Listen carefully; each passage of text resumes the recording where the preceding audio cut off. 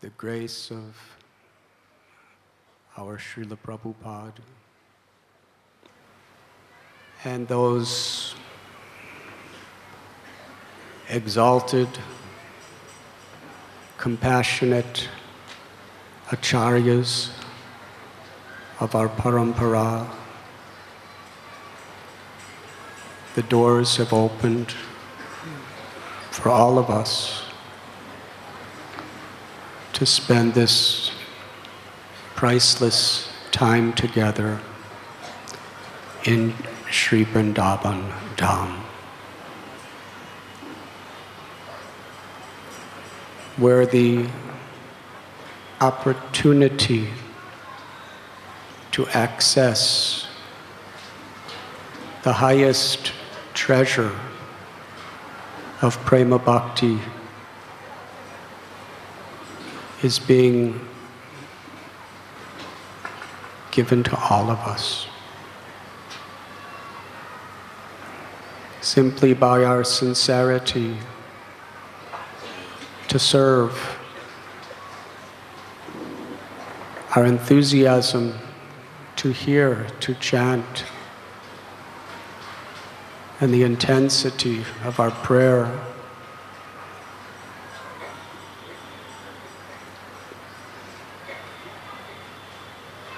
there is no impediment.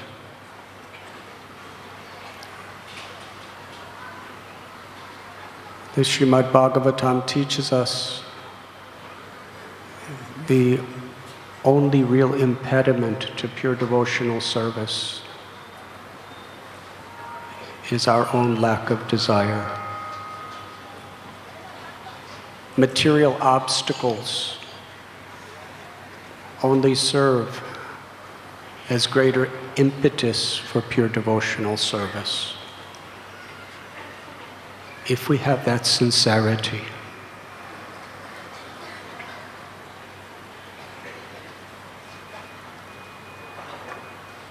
in the association of devotees, following in the footsteps of the great souls,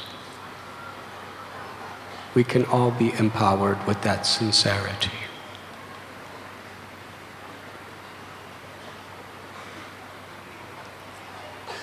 Lord Sri Chaitanya Mahaprabhu,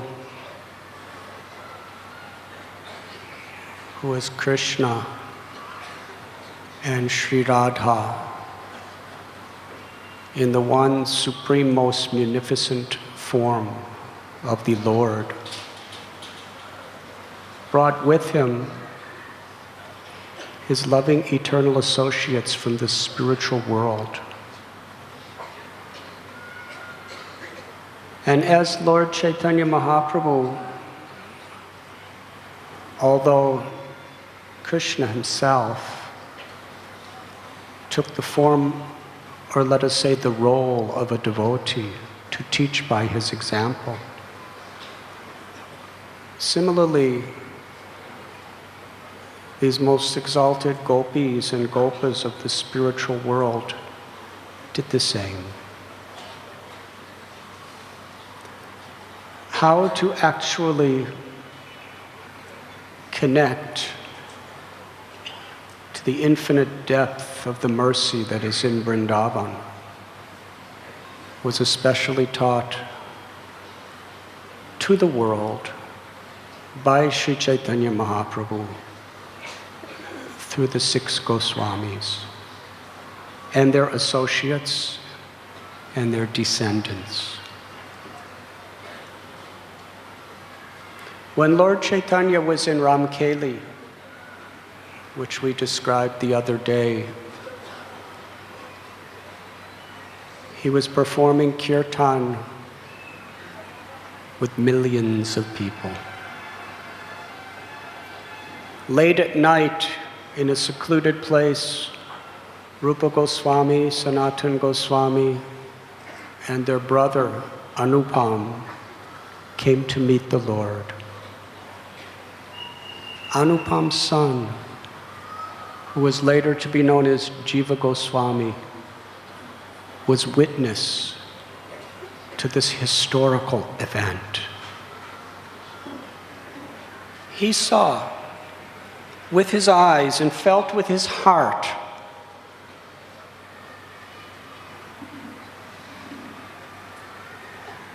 three of the wealthiest, most powerful, learned people in the world. Their beauty, their knowledge, their influence, popularity, the land that they owned, the palaces that were built for them, were unparalleled. But yet he saw his father and two uncles coming incognito in very simple dress in the middle of the night.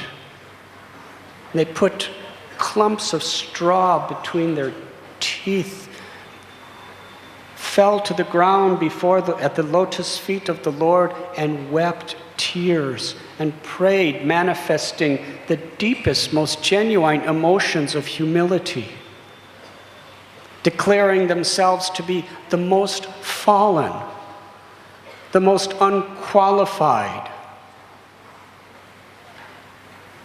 They came to the Lord not as billionaires, but as beggars.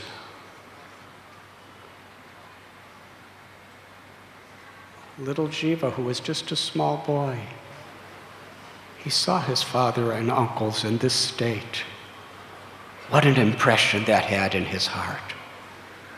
And he saw the beautiful form of Thakur Haridas, who was constantly chanting the holy names, and Lord Nityananda Prabhu, who brought Rup Sanatan and Anupam before Lord Chaitanya. And he saw that most magnificent, splendid, golden form of Sri Chaitanya Mahaprabhu, placing his feet upon the heads of his father and uncles, embracing them and showering mercy upon them. From that moment, this little boy enshrined the deities of Lord Chaitanya and Lord Nityananda in the core of his heart and wished for nothing else but to follow in the footsteps of his uncles, who were willing to give up everything of this illusory world for the one supreme reality of devotional service.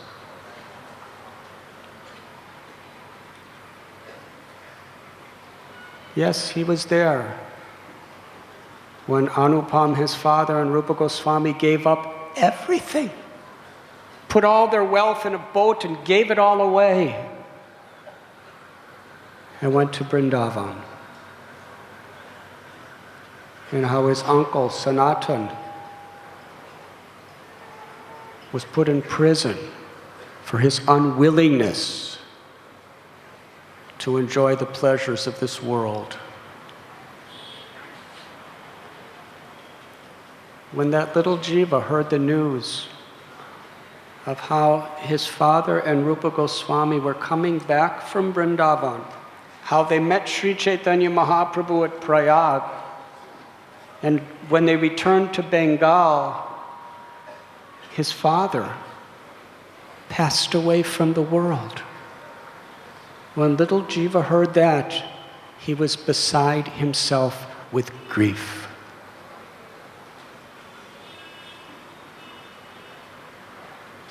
At that time, he had made little deities of Krishna and Balaram.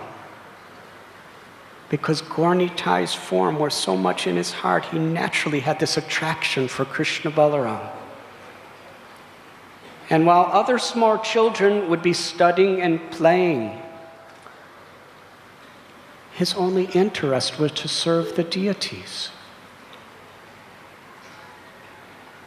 His mother had much wealth, but he didn't care for anything. He would sing before his little deities. He would clap and dance and offer flowers. He would go out into the forest and collect those flowers and make garlands with his own hands. He would get sweetmeats and fruits, make offerings, offer his dandavat pranams again and again and again. Day and night, he was simply immersed in serving Krishna Balaram. And when night came, he embraced Krishna Balaram to his heart very tightly and would go to sleep, crying, "When will I go to join my uncles in Vrindavan?" This is how he spent his childhood. As he grew a little older, it became more and more intensified. The Bhakti Ratnakar explains that little Jiva Goswami, at this time, teenage person, he wanted to escape from everything and just go to Vrindavan because that's where his uncles were. And he would cry, not even able to sleep, for Lord Chaitanya and Lord Nityananda and Advaita and Gadadhar and all of their associates' mercy. One night, he had a dream. Not exactly a dream, but a spiritual vision. There he saw Lord Chaitanya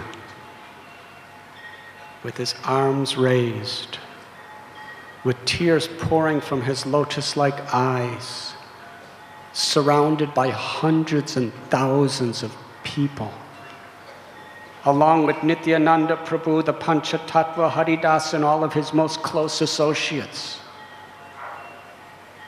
They were all dancing and dancing. Sri Chaitanya Mahaprabhu was inundating the universe through this kirtan as he induced everyone to raise their arms in total humility, reaching out for the shelter of the Lord, crying out loudly, filling all directions with the holy names.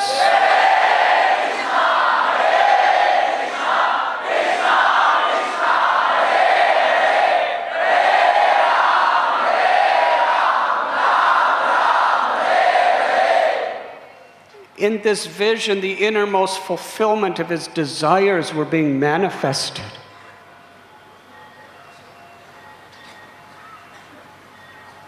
Suddenly, the dream ended. Jiva Goswami woke up. He wanted to be back there in the spiritual world with the Lord. There's an example given that if someone is in poverty for so many years, and then that person is given a tremendous amount of wealth, and suddenly all that wealth is lost, how you cannot think of anything else. Jiva Goswami was yearning, longing for that dream to carry on, crying out, "Oh Lord Gauranga, oh Lord Nityananda." He fell unconscious. And then he had another vision. His deities of Krishna Balaram, they appeared in their original forms. There was Lord Sri Balaramji, who had a beautiful complexion like a spring cloud, lotus-like eyes, and a splendid blue-colored chadar and dhoti, carrying a plow, glancing mercifully upon Jiva Goswami. And there was Krishna, who had the complexion of a tamal tree, the peacock feather ornamenting his beautiful curling hair. He was standing in a threefold bending form. His cloth was golden and shining like lightning. He glanced mercifully upon Jiva Goswami. And then Nityananda Prabhu, Balaramji Prabhu, Balaram transformed into Lord Nityananda. And Krishna became Lord Chaitanya Mahaprabhu.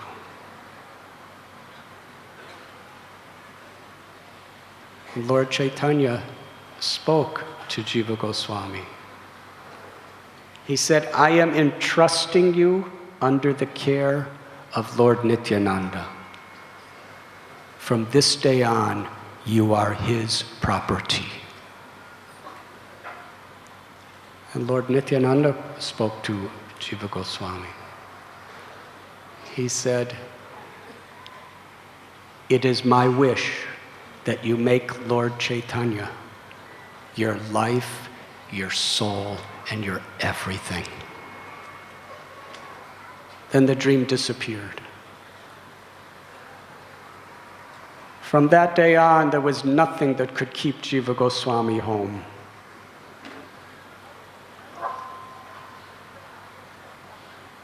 One day,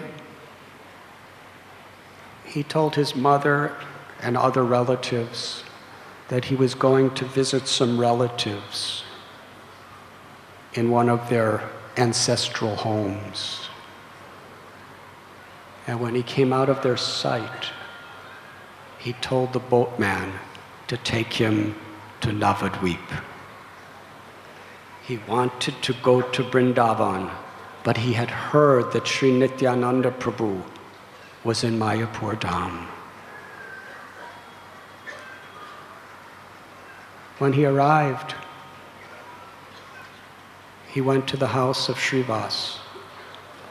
Srivas greeted him and said, Lord Nityananda Prabhu is in my home waiting for you.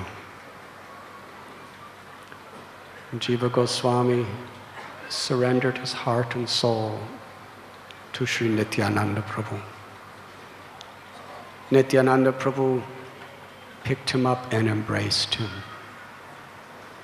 and offered to take him on a personal tour of the 9 islands of Navadvip.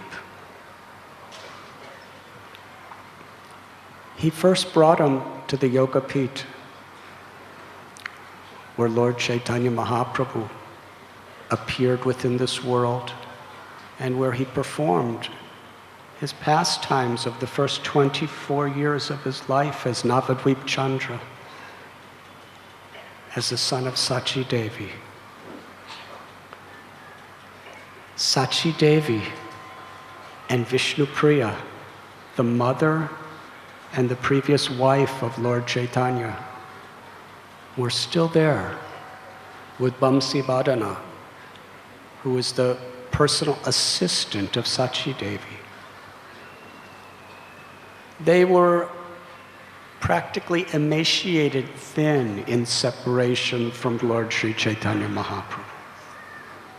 Their separation knew no bounds.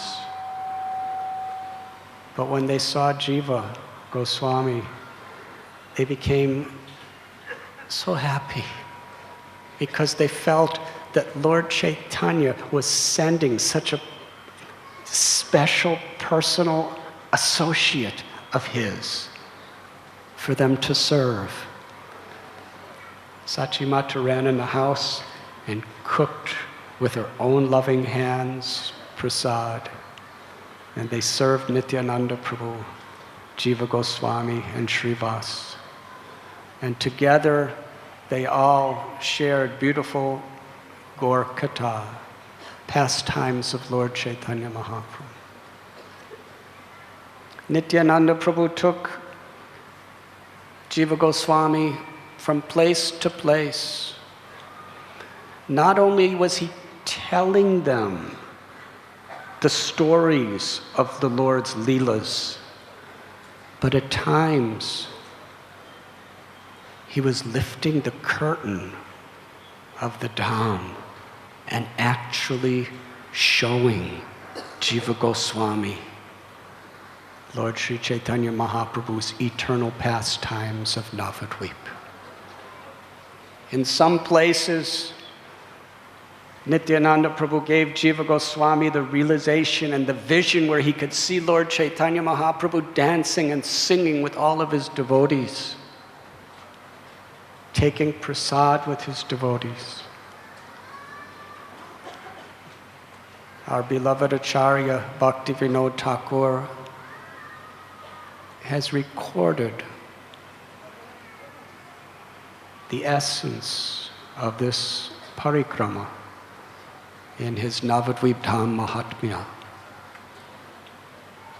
and has presented it to all of us.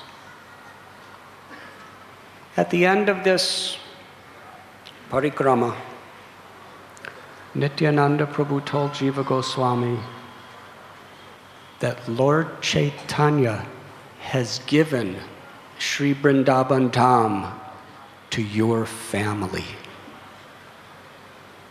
You should go to Vrindavan and there dedicate the rest of your life in the service of Rupa Goswami and Sanatana Goswami.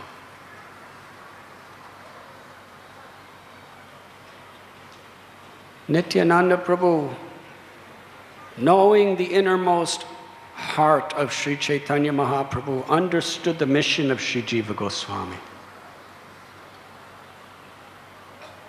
He was going to be empowered to be the greatest philosopher, the greatest scholar of spiritual philosophy and knowledge that the world has ever seen. He sent him to Varanasi to study under a disciple of Sarvabhauma Bhattacharya whose name was Madhusudan Vachaspati, to thoroughly learn the Vedic scriptures according to the conclusions of pure bhakti.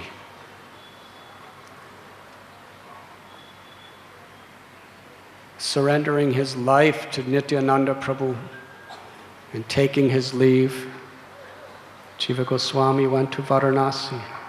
He spent some years there. Such a scholar he became, with such character, with such devotional qualities and humility, that his fame spread throughout the land. And when he completed his studies, he took that journey to where we're sitting today, Sri Vrindavan.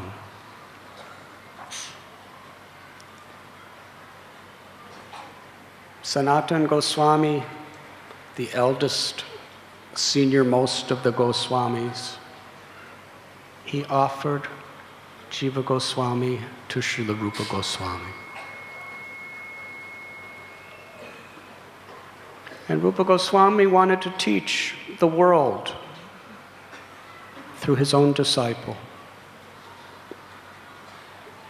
For about a year, Jiva Goswami just did the most simple menial services. Here he was the son of billionaires. He was a world-famous erudite scholar of scriptures, of languages.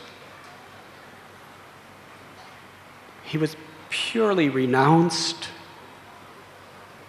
He had ecstatic love for Krishna. But yet he was very happy, very enthusiastic to perform any type of little service. Srila Rupa Goswami had him cleaning the temple, cleaning the place where people were living, sweeping the floor. He had him arranging for the paraphernalia for Radha Govindadev, so that Rupa Goswami and the pujaris could do the artis and the pujas and the Archana. Jiva Goswami was just doing the backup, little things.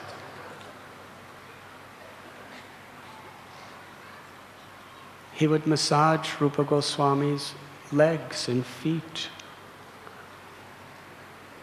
And Rupa Goswami was writing books. And Jiva Goswami, he wasn't writing then. Rather, he was preparing the pens. Because in those days, you didn't go to Loy Bazaar and buy a pen and paper. He had to make pens. However they were made in those days, whether they were out of twigs from trees or feathers. And he would make the inks out of herbs from the ground that he would dig with his own hands, and he would prepare the palm leaves and the other types of paper that would be used. He was just the servant of the servant of the servant, and wanted nothing else. Because in bhakti, where there's love, there is no question of high or low according to relative positions. In Navadvip, Lord Chaitanya showed us that. Kolavecha Sridhar, he was not well educated. He was just a simple seller of banana leaves and flowers, and every now and then some fruits. Nobody ever heard of him. But after Sri Chaitanya Mahaprabhu conquered and transformed the heart of the Chandkazi, he went to Kolavecha Sridhar's house and drank the water from his beaten old water pot just to show the world that the greatest of all wealth is devotion. Lord Chaitanya said, for the first time in my life, I am tasting love of Krishna like never before, because I am drinking the water from this old dented pot that has been used by Sridhar.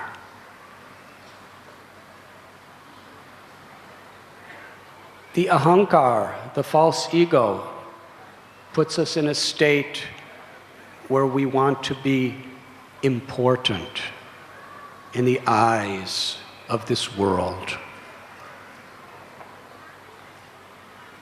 And in that state, if somebody is given more importance, we become envious.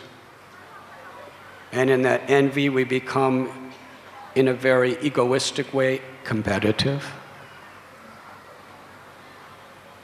Or else we become very discouraged and depressed because we don't have that position. And if somehow or other we feel we're in a more superior position, whether it be in our knowledge or our accomplishments,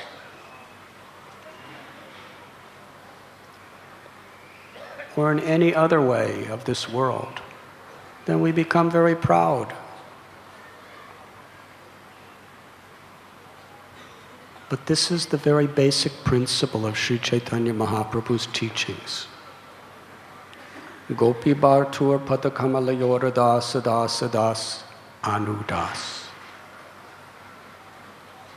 Our happiness is in the opportunity to serve. When we are deeply grateful just to be the servant of the servant, whether we're empowered to do great things in the eyes of the world, or whether we're just empowered to sweep the floor, Krishna sees the sincerity of our intent.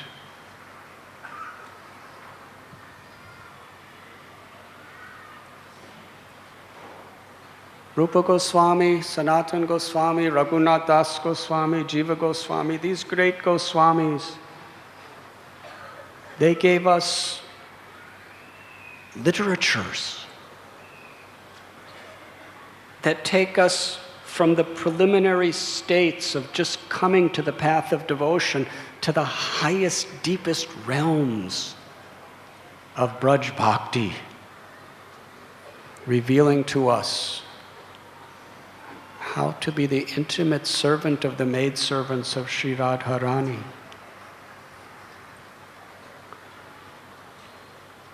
But we must follow in their footsteps. We cannot understand what's in their books unless we imbibe, at least strive to imbibe, the qualities in which Sri Chaitanya Mahaprabhu was so pleased to empower them to give us this incredible knowledge.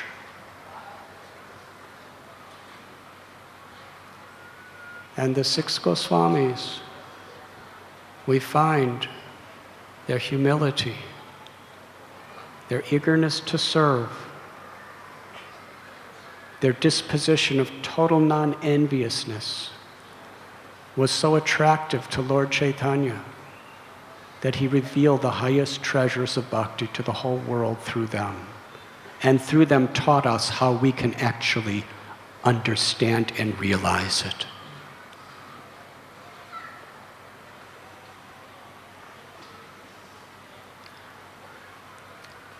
Rupa Goswami initiated Jiva Goswami. And he became so dear to his guru.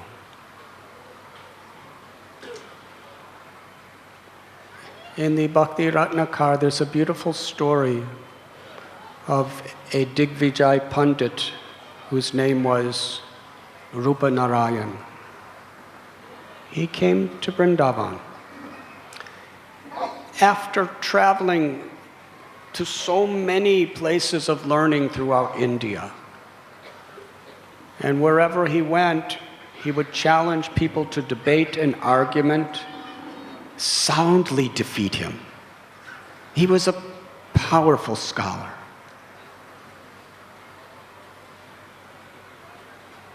But his ahankar, his false ego, was even greater than his knowledge.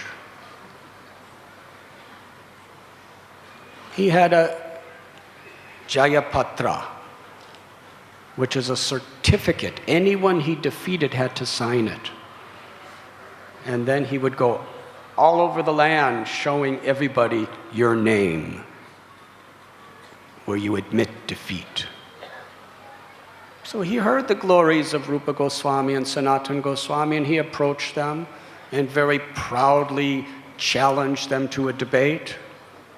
And both Rupa Goswami and Sanatana Goswami, they said, "You are such a great scholar, we're just simple people. Why should you waste your time debating us?" He said, "Well, if you don't feel qualified to debate me, then sign your name." I said, "Yes, give us the paper." They signed their names very happily. They couldn't care less. And he approached Jiva Goswami.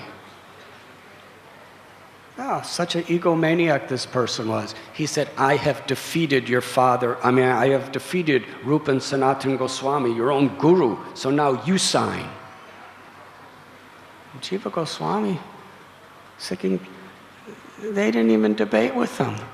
They're just so humble, they didn't want to waste their time. So in order to protect the dignity of his gurus, he said, "I will accept your challenge." They sat on the bank of the Yamuna for 7 days. Jiva Goswami thoroughly defeated him.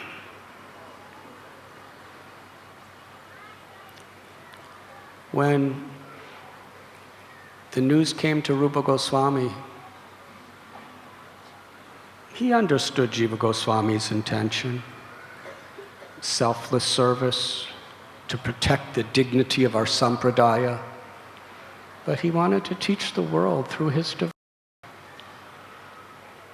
He said, Jiva, why did you waste your time debating with that materialistic person?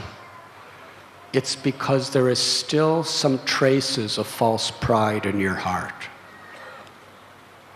Vrindavan is not a place for anyone with any pride in their heart. You must leave. Jiva Goswami did not argue. He didn't say, Gurudev, you don't understand. He felt in the core of his heart, yes, I have false pride in my heart. Yes, I don't deserve to be here. He went to Mathura and lived in a little straw hut on the bank of the Yamuna. And there he performed severe austerities to atone for his offense, constantly crying out with tears in his eyes the holy names of Krishna, praying to become humble like a blade of grass so he could actually please his guru and be qualified to be in Vrindavan.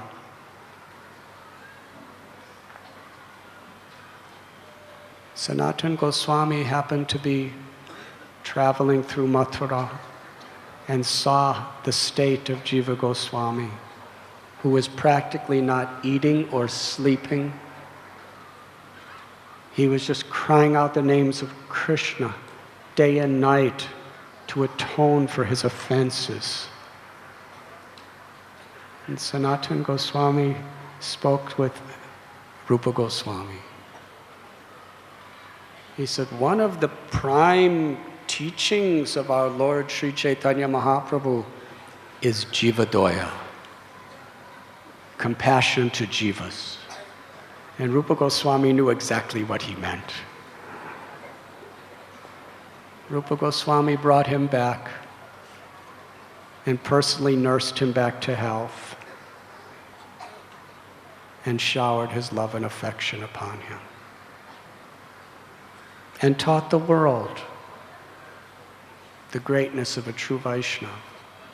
And Jiva Goswami taught the world the faithfulness and the loyalty to protect the dignity of our Guru and our Parampara.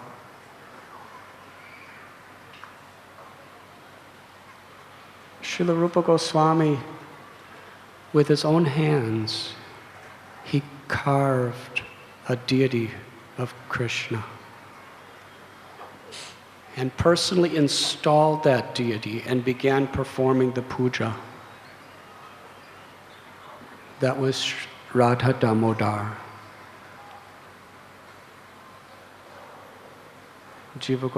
Rupa Goswami, out of love for his disciple, his nephew, he entrusted the care of Radha Damodar to Jiva Goswami,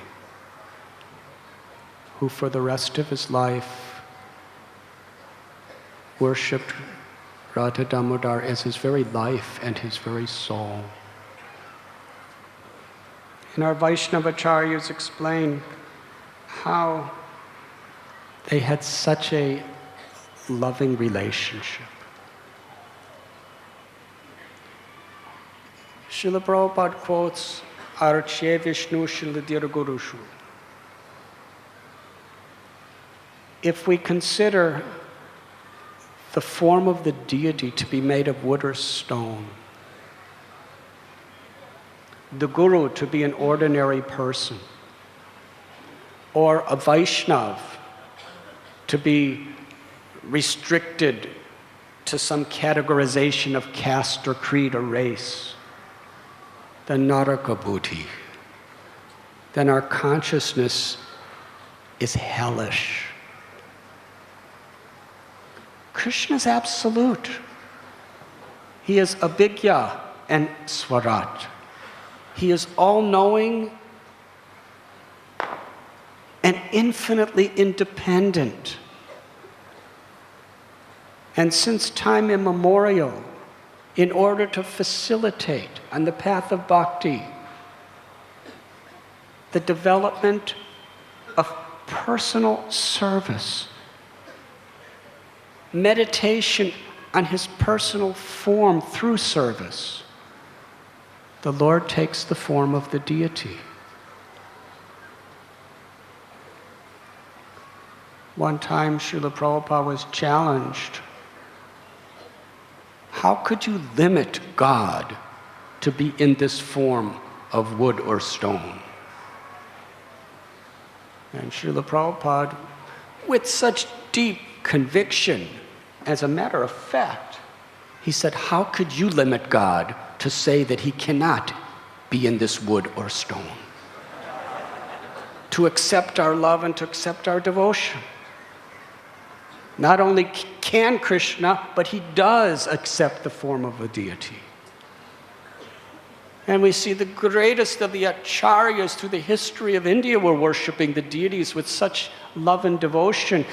They were not worshiping the deity, the Archamurti, as a symbolic representation of the absolute truth, but they understood that the full-fledged absolute truth was personally manifesting in this form to receive our love and to bestow his love. Shankaracharya worshipped Narasimha Dev, Badrinath in Joshimat, and Badri Vishal in Badrinath. Ramanujacharya worshipped Ranganath in Sri Rangam. Sripad Madhvacharya worshipped Udupi Krishna. Not only did they worship, but they established entire communities for generations and centuries around the very, very regulated, thorough pleasure of the deity.